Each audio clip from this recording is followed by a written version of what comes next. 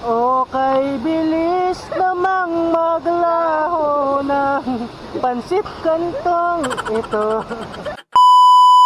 What's up mga bishi?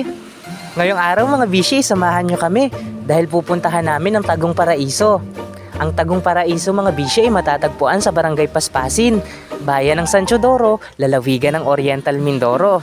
Maaga nga kaming gumayak mga bishi dahil plano naming lakadin mula sa aming barangay, ang Barangay Takligan, papunta doon sa Barangay Paspasin na kung saan matatagpuan ang Tagum Paraiso.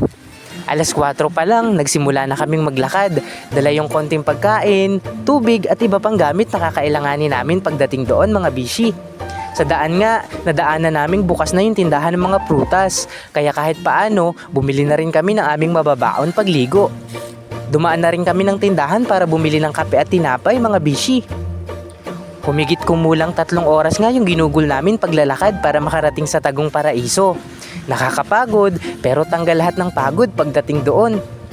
Bago nga kami nakarating sa aming patutunguhan mga bishi, sinalubong kami ng isang munting kaibigan. Dahil maaga pa at mahamog, hindi maiwasang dumikit sa iyo yung limatik. Isa sa mga nadikitan nito ay ang aking kapatid. Pagdating nga namin sa spot ay agad kaming gumawa ng apoy para makapagluto ng kape at ng aming agahan. Pagkakape nga, agad na nga kaming naligo. Hindi mo na nga kailangan gumastos ng malaki para makaligo sa ganito kagandang lugar mga bishi.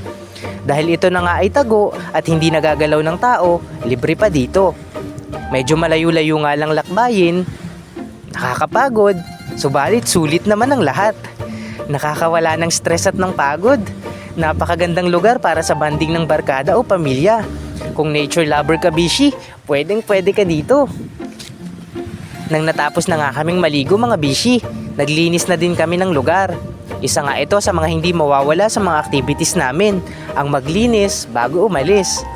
Hindi man ganun karami yung dala naming pagkain, ang mahalaga nag-enjoy kami. Nakagawa kami ng memories na maikikwento namin pagdating ng araw. Kaya mga bishi, patuloy nyo kaming samahan sa mga susunod pa naming pupuntahan ha. Kung umabot ka man hanggang dulo ng bidyong ito, maraming salamat. And see you on our next vlog. Bye-bye!